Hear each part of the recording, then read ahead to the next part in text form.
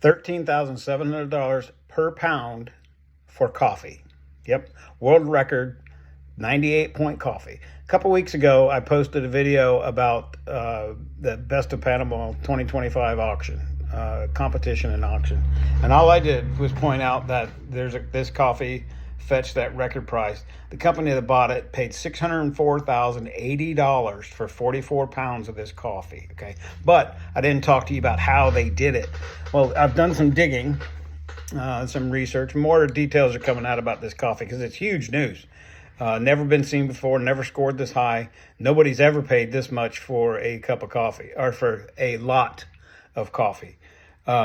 So this coffee, again, 2025 Best of Panama competition and auction, earned a cup score of 98 points. That's the highest ever earned by a coffee. But how did they do it? I'm going to break this down into a 4-part series because a couple of days ago, I recorded the whole thing and it ended up being like 22 minutes, and YouTube just wasn't having it. It took like 44 hours, that told me, to upload. So we're going to break this down into parts.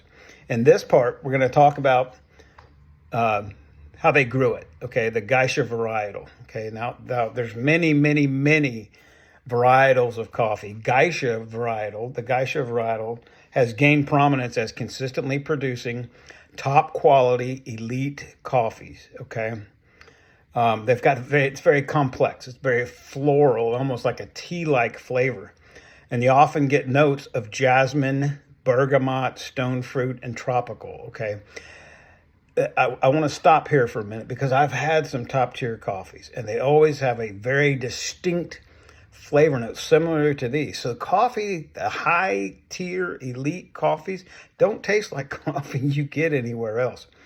They just don't. So I just wanted to point that out. Now, the farm that grew it, Hacienda La Esmeralda, has a storied history of producing excellent geishas. Okay, but let's talk about the varietal itself. The geisha is a tall varietal. Some varietals of coffee are short, compact, more bush-like than anything.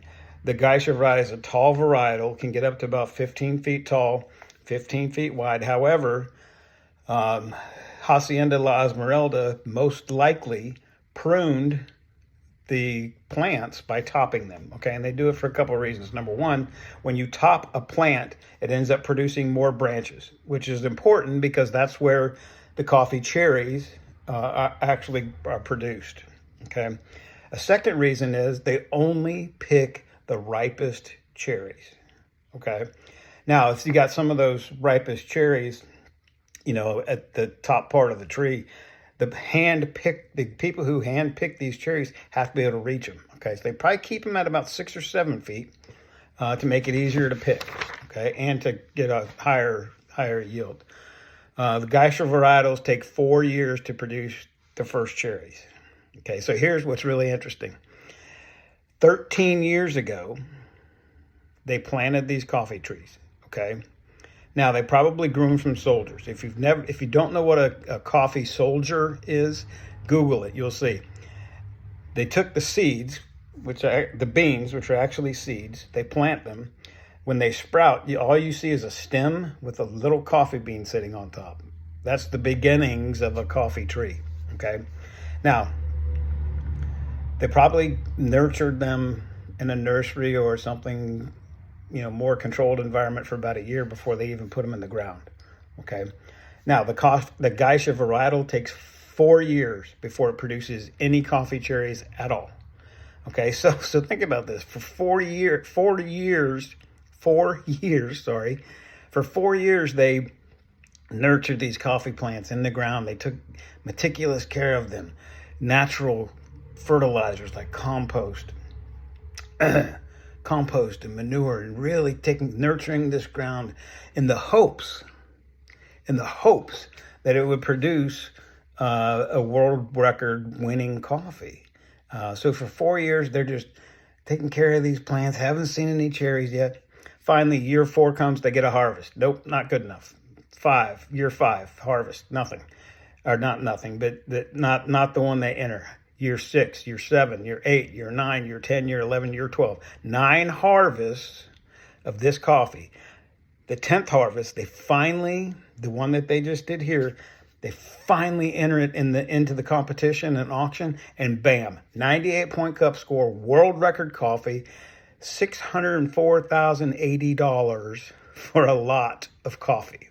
Okay, so that's just amazing. Talk about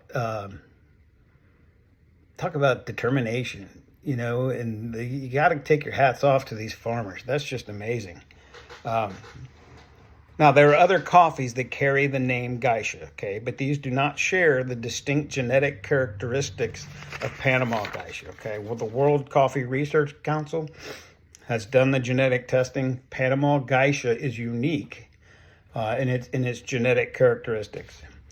Now, Geisha coffee trees have a relatively low yield potential, okay. They're probably 5, maybe 6 pounds per tree, okay. They have an Ethiopian lineage, which is important because if you know anything about the history of coffee, coffee trees were first discovered in Ethiopia 500 or 600 years ago. Okay, now that if you've never had an Ethiopian coffee, you should, because these are top notch. And in Ethiopia, coffee developed naturally, and other parts of the world, coffee was introduced. That, to me, that side note, forgive me for getting distracted. Now, the Geisha varietals were first collected from coffee forests in Ethiopia in the 1930s. They were distributed throughout Panama in the 1960s because it's got a high tolerance for leaf rust. And leaf rust can decimate a coffee crop, okay? So it makes sense to plant something that has a high resistance to coffee rust. However, the farmers didn't plant it all that widely because the branches are brittle, okay? Now, this coffee, the Geisha varietal, not the award-winning one, but the Geisha varietal, first gained prominence in 2005 when another Panamanian coffee family, the Peterson family, won the Best of Panama competition, and at that time broke the record for a price fetched for coffee at an auction. $20, over $20 a pound. So think about that. 2005, the record was over $20 a pound. 2025, the new record is $13,700 a pound in just that span of 20 years. Okay. Now, Hacienda La Esmeralda, and this isn't, I didn't mention this in the first video, but Hacienda La Esmeralda actually broke the record at this Best of 2025 Panama auction. Actually broke the record twice. They also entered a naturally processed Geisha that fetched $10,708 a pound.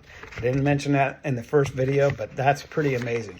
Hacienda La Esmeralda, top-notch reputation for delivering, for producing, for taking care of top-notch, ultra-premium, elite coffees, okay? So this is part one. Again, I told you I recorded the first video, it's about 22 minutes. YouTube just wasn't having it, and I wasn't going to spend 44 hours trying to upload a video. Anyway, so this series covered the farm, the growing of this record breaker, the specifics of the Geisha varietal itself, and that this farm actually broke the record twice. In part two, which I'll put up probably tomorrow, I'm going to walk you through how this $13,700 per pound coffee world record was processed. And trust me, it's worth watching because the way they did it was different than most wash processed coffees, probably all of them. Anyway, if you like this video, please like it, provide your comments, and subscribe to the channel for more content like this.